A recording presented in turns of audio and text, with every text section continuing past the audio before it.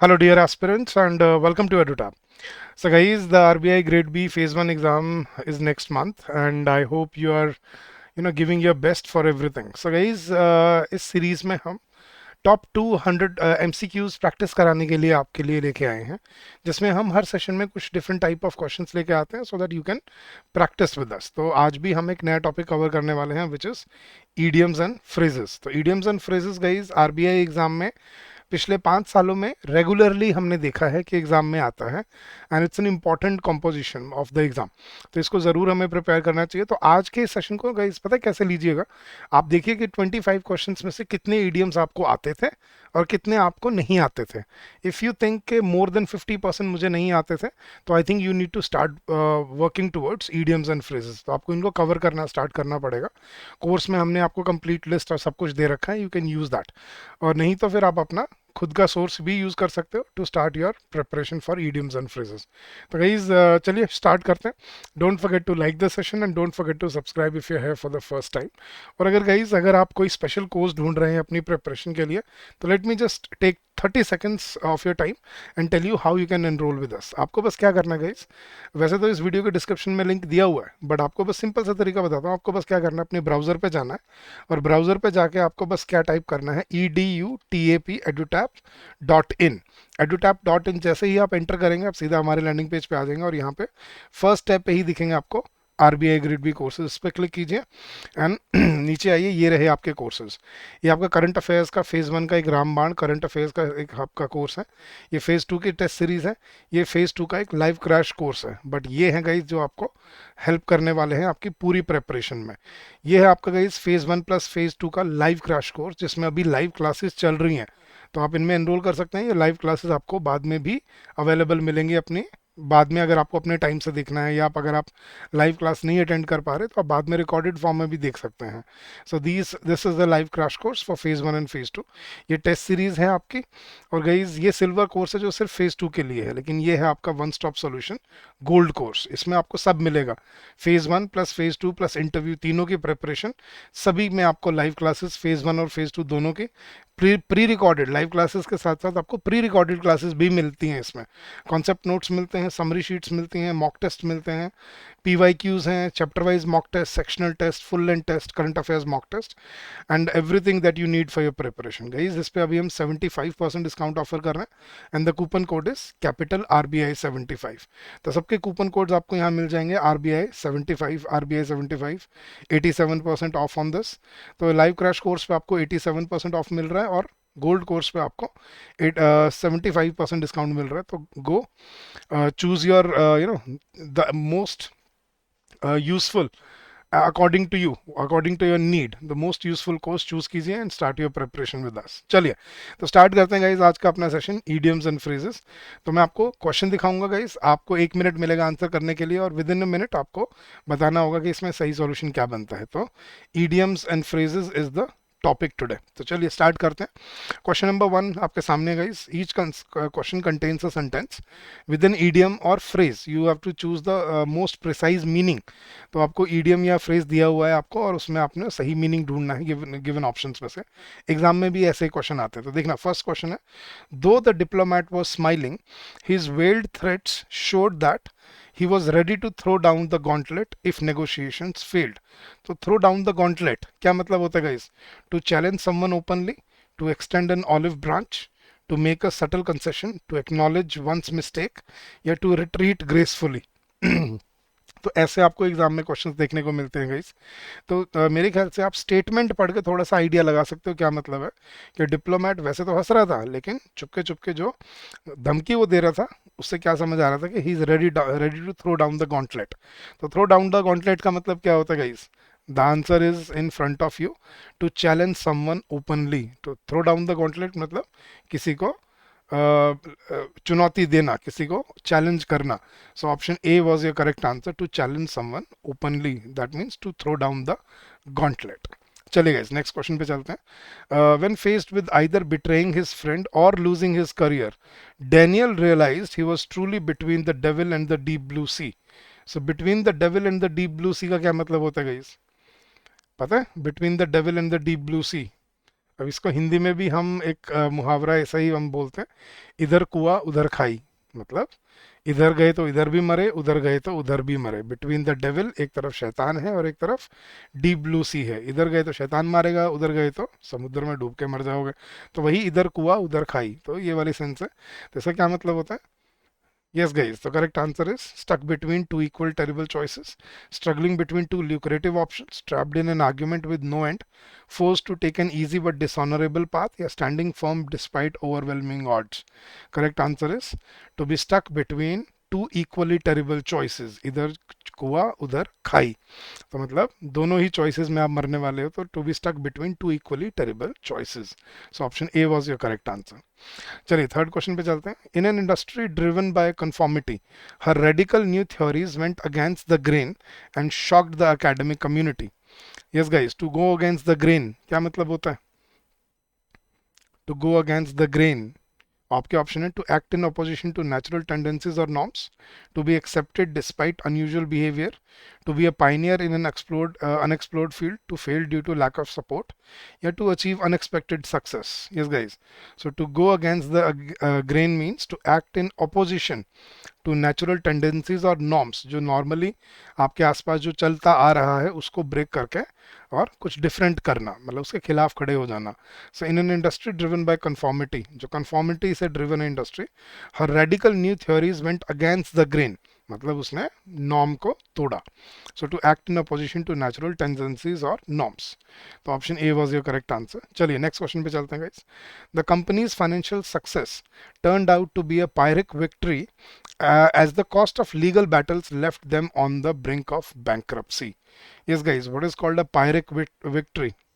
Guys, अगर आपको ये लग रहा है कि आपने आज से पहले नहीं सुना हुआ, तो इसको ये मार्क करिएगा कि आपको नहीं आता ये। आपको चलो ऑप्शन में सेंटेंस पढ़ के गेस कर सकते हो, वो अलग चीज़ है, लेकिन पेपर में आपको कैसे आएगा you don't know.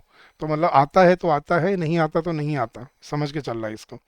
So what does Pyrrhic victory mean? A victory that comes at an extreme, often ruinous cost, a deceptive success that leads to greater failure, a victory that is later reversed, a win that strengthens one's position, yeah, a temporary and unstable success. So what is Pyrrhic victory? A victory that comes at an extreme, often ruinous cost, कि मतलब बहुत ही आप जीत गए, लेकिन उस जीतने के चक्कर में आपने अपना इतना नुकसान कर दिया कि आप हार ही गए एक तरह से।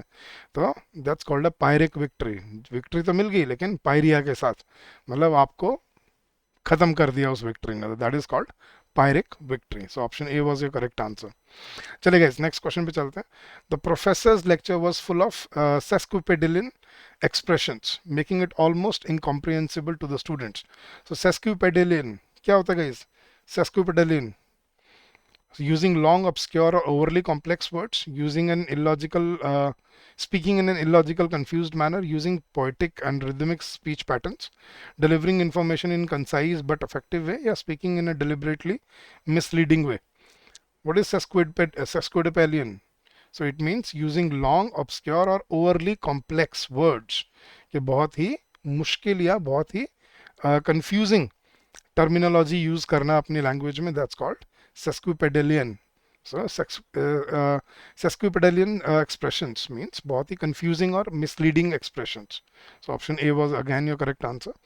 चलिए guys, next question. His eloquent speech was nothing more than a fig leaf to cover up his administration's failure. Yes guys, तो what is fig leaf? Fig leaf का मतलब क्या होता है?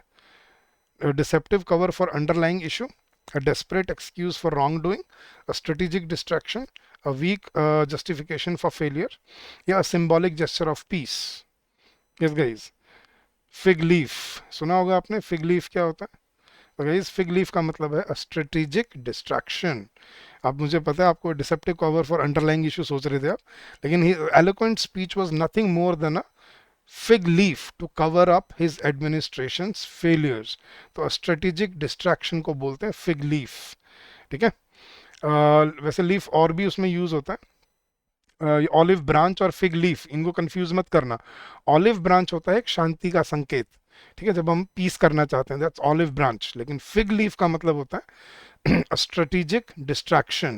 So option C was your correct answer. So fig leaf means a strategic distraction. चलिए next question पे चलते हैं. Question number 7. Despite his high rank, the general had little real power and was merely a poobah in the government's hierarchy. So what is poobah? पुबा का मतलब आपने बताना है. A person who holds an impressive title but has little real influence, a powerful but eccentric leader, a figurehead who secretly controls everything, a bureaucrat who obstructs progress, या political leader who changes alliances frequently. I think आप guess कर सकते हो, sentence से idea लग जाता है. What is pooh-bah? A person who holds an impressive title but has little real influence. जो सेंटेंस से समझ भी आ रहा है कि हाई रैंक होने के बावजूद भी जनरल के पास कोई रियल पावर नहीं थी, वो बस गवर्नमेंट में पुबा बन के रह गया था. तो मतलब टाइटल इंप्रेसिव है लेकिन पावर जीरो है. So that's called pooh-bah. चलिए क्वेश्चन नंबर 8 पे चलते हैं guys. Their partnership began as an alliance of convenience, but soon turned out into a Gordian knot of conflicting interests. So what is Gordian knot? आपको ही बताना है. तो ऐसे आपको एग्जाम में क्वेश्चन मिलते हैं गाइस. सो आपको ऑप्शन है: a complex and seemingly unsolvable problem, a situation requiring careful analysis, a challenge that requires deception to solve, a problem that can only be fix through compromise, या a minor obstacle that appears bigger than it is. So what is Gordian knot? Gordian knot is a complex and seemingly unsolvable problem. Knot होता है गांठ. तो ऐसी गांठ लग जाना जो खुले ही ना, मतलब उसको गॉर्डियन नॉट बोलते हैं. ये पुराने मतलब स्टोरीज से निकलते हैं. गॉर्डियन ये रोमन उसमें से निकलता है. तो गॉर्डियन नॉट मतलब एक ऐसी दुविधा जो सॉल्व होके ना दे, उसको बोलते हैं गॉर्डियन नॉट. चलिए next question. When she realize that arguing further would only make things worse, she decided to cut the Gordian knot by accepting a compromise. और एक और इडियम बनता है guys, to cut the Gordian knot. To cut the Gordian knot I think अब आप guess भी कर सकते हो कि क्या होता है. To accept defeat in a difficult situation, to solve a complex problem but with a bold and decisive action, to delay a decision until a better option appears, to create an entirely new approach to solving an issue, yet to force others to solve the problem. So, to cut the Gordian knot means to solve a complex problem with a bold, decisive action. Option B. So, when she realized that arguing further would only make things worse, she decided to cut the Gordian knot. मतलब उसने ऐसी problem को solve कर दिया जो normally मुश्किल लग रही थी, लेकिन अपनी बहादुरी से, अपनी मेहनत से ऐसी प्रॉब्लम को सॉल्व कर देना. To solve a complex problem with a bold decisive action. So that's called to cut the Gordian knot. चलिए next question guys. His decision to step down as CEO was seen as a bitter pill to swallow for his supporters. तो a bitter pill to swallow का क्या मतलब होता है guys? Bitter कड़वा, तो कड़वी दवाई जो खानी पड़े. ऑप्शन क्या दिए हैं उसने? An unfortunate but necessary truth, a difficult choice that is ultimately beneficial, a sudden and unexpected change in plans, a decision that must be reversed, या setback that leads to long term success. So what does a better pill to swallow मीन? It means an unfortunate but necessary truth. Option A, ये सच्चाई मतलब जो मतलब कड़वी है लेकिन मतलब दवाई ऐसी जो कड़वी तो है लेकिन पीनी भी पड़ेगी, मजबूरी है. So an unfortunate but necessary truth, उसको बोलते हैं a bitter pill to swallow. ठीक है. चलिए next question guys. The critics review was so scathing that it seemed like he was merely tilting at windmills rather than engaging in a fair analysis. The critics review was so scathing that it seemed like he was merely tilting at windmills rather than engaging in a fair analysis. So, what does tilting at windmills mean? Fighting imaginary or exaggerated enemies, making baseless accusations for personal gain, criticizing something in an overly dramatic way, engaging in a hopeless struggle against authority, या being stubborn despite overwhelming evidence. So, I think आप guess कर सकते हो. The correct answer is criticizing something in an overly dramatic way. मतलब ज़रूरत से ज़्यादा ही किसी चीज़ को criticize कर देना. That's called tilting at windmills. मतलब अननेसेसरली किसी का खंडन करना या किसी को बुरा कहना, बहुत ज़्यादा कहना, मतलब इतना नेसेसरी भी नहीं होता उतना. So that's called tilting at wind mills.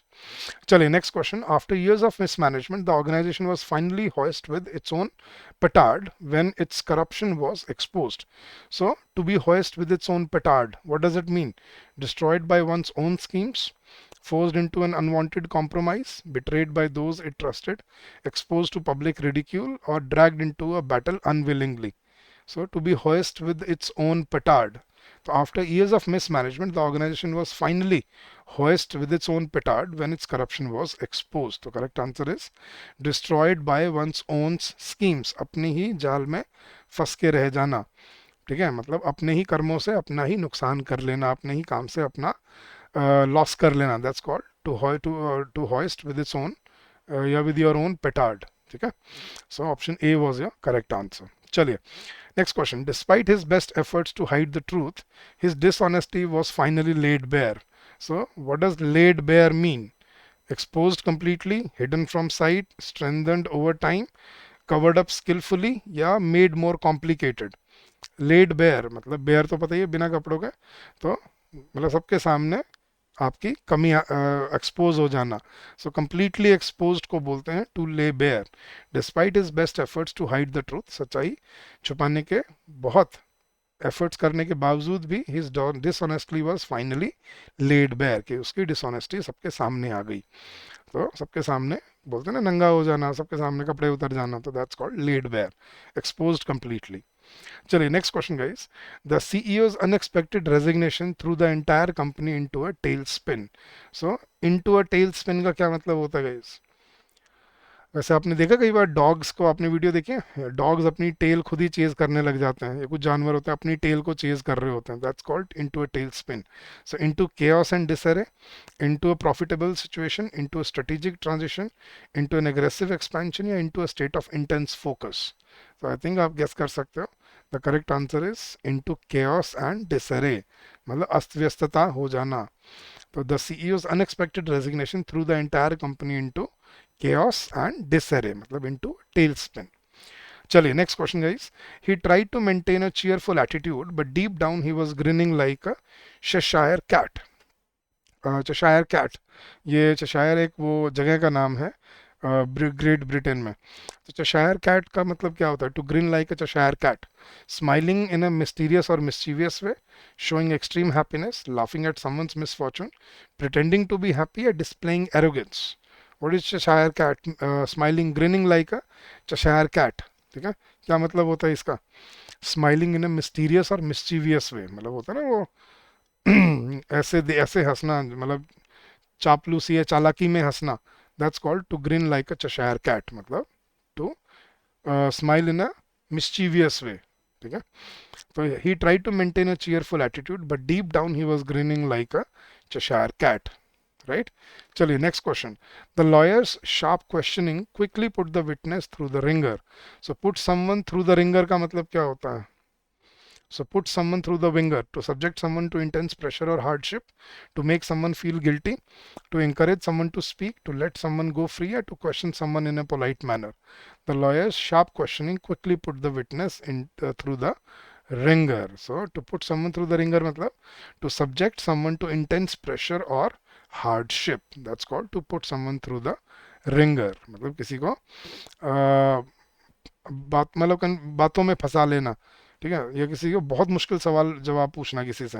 That's called to put someone through the wringer. चलिए, next question. The board's decision to implement cost cutting measures while increasing executive bonuses was a classic case of running with the hare and hunting with the hounds. So what does running with the hare and hunting with the hounds mean? मतलब दोनों side का खेलना. तो trying to support to opposing side simultaneously, making a well balanced decision, being trapped in an impossible situation, seeking revenge in a subtle way, acting out of desperation. So I think sentence से idea लग ही जाता है. तो what does running with the hare and hunting with the hounds means, मतलब खरगोश जिसको पकड़ा जा रहा है उसके साथ भी दौड़ना, और हाउंड्स मतलब जो डॉग्स उनको पकड़ रहे हैं खरगोश को, उनके साथ भी काम करना. So it's basically means trying to support to opposing sides simultaneously. So the decision to implement cost cutting measures while increasing executive bonuses, cost cutting कम करनी है लेकिन बोनस बढ़ा देना है. तो मतलब आप दोनों साइड खेल रहे हो कि कॉस्ट कटिंग होगी और उनका इंक्रीमेंट भी लग गया, तो मतलब पैसे बचाए भी नहीं और बचा भी लिए. राइट, तो वो है. तो to run with hare and hunt with the hounds means तो दोनों अपोजिट साइड को सपोर्ट करने की कोशिश करना. चलिए, next question. Uh, his long-winded explanations and unnecessary metaphors set the themes on fire, but they added little substance to the debate. So what does set the themes on the fire? Thames वो नदी का नाम है London में. So to do something impressive or remarkable, to cause destruction or chaos, to use overly complex language, to waste time on trivial matters, or to accidentally reveal a secret. So his long-winded explanations and unnecessary metaphors set the themes on fire. So what does set the themes on fire means? To do something impressive or remarkable. कि उसने आग तो लगा दी, मतलब लोगों में आग तो भड़का दी, बट कोई खास बात नहीं की. वो तो चलो सेंटेंस की बात है, लेकिन what does set the themes on fire means? To do something impressive or remarkable. That's called to set the themes on fire. चलिए next question guys. As the detective listened to the suspect's convoluted alibi, he knew it was nothing more than a red herring. Red herring आपने सुना होगा guys. So what does red herring means? He knew it was nothing more than a red herring designed to mislead the investigation. So what does red herring mean? A distraction from the real issue, a crucial piece of evidence, a mistake that leads to the truth, an overcomplicated argument, या a story with a hidden message. So what is red herring? Red herring का मतलब होता है distraction from the real issue. क्या मतलब आंखों के सामने धूल झोंकना, आंखों में धूल झोंकना, इस तरह से जिसको हम बोलते हैं ना हिंदी में, आंखों में धूल झोंकना या आंखों पे पट्टी बांधना. That's called red herring. तो मतलब a distraction from the real issue, real issue से डिस्ट्रैक्शन कर देना, दैट्स कॉल्ड रेड हेरिंग. ये एग्जाम में आते रहते हैं इसी क्वेश्चन, तो इनको अच्छे से कवर करना है. Next guys, question number 20. The entire project was rushed and poorly managed, making it clear that they were simply throwing good money after bad. So what does throwing good money after bad? Guys, आप यहाँ पे ना, ये मैंने आपको शुरू में ही बोला था, इनको ऐसे जज करना कि आपने ये देखना है कि 25 में से कितने idioms आपको आते थे, कितने आपने पढ़े हुए हैं आज से पहले. मीनिंग आप गेस कर पा रहे हो वो नहीं है, उसका मतलब नहीं है. आप ये देखो आपको ईडीएम कितने आते थे इनमें से. अगर आपको 50% से ज़्यादा आते थे तो यू कैन प्रैक्टिस. अगर 50% से कम लग रहा है आपको, इससे कम आते थे, तो then you need to build up your जिसको हम बोलते हैं ना ईडियम्स एंड फ्रेजेस एबिलिटी. तो फिर आपको पढ़ने पड़ेंगे. So throwing good money after bad, wasting additional resources on a feeling it cause, making a smart investment, attempting to recover lost time, expanding too quickly, या cutting unnecessary costs. So throwing good money after bad means कि नुकसान के बाद और नुकसान कर लेना. तो that's called wasting additional resources on a feeling cause. मतलब जब पता ही रहा कि डूब रहा है तो उसके ऊपर और इन्वेस्ट करके क्या फायदा है. तो that's called, अगर आप कर रहे हो तो you are throwing good money after bad. मतलब you are making a bad decision basically. So you are wasting additional resources on a feeling cause. चलिए next question guys. Although she remained calm, her clenched fists revealed that she was barely keeping a stiff upper lip. So what does keeping a stiff upper lip means? Hiding emotions and remain compose. देखो sentence पढ़ के guess कर सकते हो आप, मुझे मालूम है, लेकिन क्या आपने ईडीएम पढ़ा था आज से पहले, keeping a stiff upper lip? नहीं. तो you need to start reading idioms and phrases. ठीक है. Hiding emotions and remaining composed, showing deep frustration, pretending to be indifferent, refusing to compromise, या being highly suspicious. I think guess कर ही सकते हो आप. Hiding emotions and remaining composed. तो to keep a stiff upper lip मतलब कुछ ना कहना, दर्द की घूंट पी जाना, ऐसे जिसको बोलते हैं ना उनके दुख अंदर पी जाना, मतलब कुछ कहना नहीं, गुस्सा आ रहा है लेकिन अपने गुस्से को कंट्रोल करना. So to hide your emotions and remain composed. Next question, guys. The general's plan was in doldrums until a breakthrough strategy revitalized the campaign. So, what does in the doldrums means? In the doldrums का मतलब क्या होता है? In a state of stagnation or depression, lacking a clear goal, facing sudden and unexpected success, in danger of collapse, या running out of time. What does in the doldrums means? आप sentence पढ़ के guess कर सकते हो. तो इन a state of stagnation और depression, that's called इन डोल्ड्रम्स.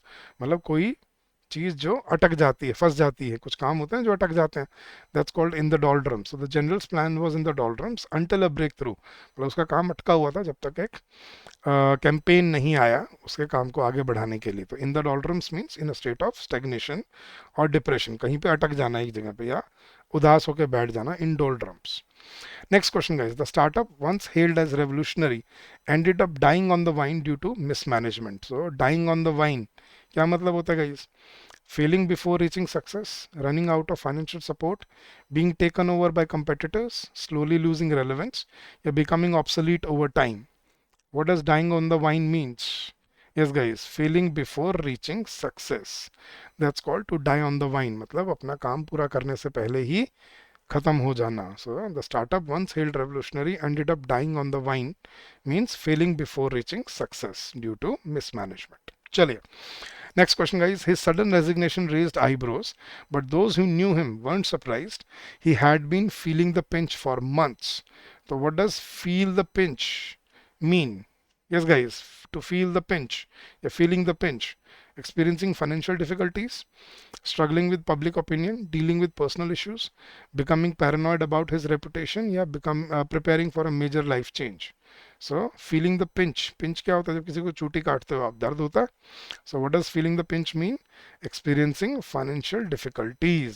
मतलब जब पैसे की कमी रहती है, जब आपको फील होने लग जाता है कि भाई जेब में पैसा नहीं बचा है या खर्चे के लिए पैसा नहीं है, that's called to feel the pinch. Experiencing financial difficulties. चलेगा इस. और लास्ट क्वेश्चन मैं आज चाहता था करवाना, बट मैं आपको होमवर्क के लिए देके जा रहा हूँ guys. The politicians attempt to cross that bridge when he came to it prove disastrous as he failed to anticipate the consequences of his decision. So what does cross the bridge when it came to it mean? क्या मतलब होता है guys? Search मत करना, अपने मन से ही बताना, ठीक है, आपको आता है या नहीं आता. To deal with the problem only when it arises, to solve all problems in advance, to ignore potential risks, to procrastinate when faced with challenges, या to make preparations for the future. ठीक है, तो बताइए जल्दी से इस video के comment section में, जल्दी से अपने कमेंट सेक्शन में बता दीजिए what do you think is the right answer. ठीक है, चलिए गाइस, तो आज के आपका सेशन था ईडियम्स एंड फ्रेजेस के ऊपर, and I hope this will give you the clear picture where you stand today. तो आपको और ईडियम एंड फ्रेजेस पे काम करने की ज़रूरत है या नहीं है, you can get an idea from this. चलेगा गाइस, तो ये था आज का सेशन. होमवर्क क्वेश्चन का आंसर ज़रूर करिएगा. और गाइस, जाने से पहले फिर मैं आपको बता देता हूँ कैसे एनरोल कर सकते हो आप हमारे कोर्सेज में. आपको बड़ा सिंपल सा तरीका बताता हूँ गाइस. आपने बस क्या करना है, अपने ब्राउज़र पे जाना है और अपने ब्राउज़र पे जाके आपको टाइप करना है edutap.in. edutap.in सर्च करते ही आप हमारे सीधा लैंडिंग पेज पे आ जाएंगे. यहाँ पे पहला टैब है आरबीआई ग्रेड बी कोर्सेज पे क्लिक कीजिए और ये रहे हमारे डिफरेंट टाइप ऑफ कोर्सेज. ये आपका फेज़ 1 करंट अफेयर्स का रामबाण, ये फेज़ 2 की एक टेस्ट सीरीज़ है आपके लिए, ये फेज़ 2 के लिए एक लाइव क्रैश कोर्स है. पर ये है गाइज आपका फेज़ 1 प्लस फेज़ 2 का लाइव क्रैश कोर्स, जो बहुत काम आएगा आपको अगर आप अभी तैयारी शुरू कर रहे हो तो. ये फेज़ 1 प्लस फेज़ 2 की टेस्ट सीरीज़ है, ये सिल्वर कोर्स है सिर्फ फेज़ 2 के लिए, और ये है आपका one stop solution for all your needs gold course. इसमें आपको phase 1 plus phase 2 plus interview सभी के लिए live classes, concept note, summary sheets, mock test, current affairs magazines, solve PYQs, chapter wise test, sectional test, current affairs mock test, full end test, सब मिलेगा इसके अंदर आपको. And the coupon code is RBI75, capital RBI75. So you can avail 75% discount on these courses. So come join us, streamline your preparation and make your journey constructive and fruitful for yourself. Guys, if you still have any doubts, any queries, please feel free to call us on this number during the office hours, which is 8146207241. Or you can also drop us an email at hello@edutap.co.in. So thank you so much for your patience and for your receptiveness. I hope this will help you in your preparation and in your journey ahead. So we wish you all the very best for your endeavors. Keep on working hard, keep on giving your best, and I'm sure you will come out with flying colors. So all the very best, guys. Have a great day and happy learning to all of you. Bye bye. Take care. See you soon.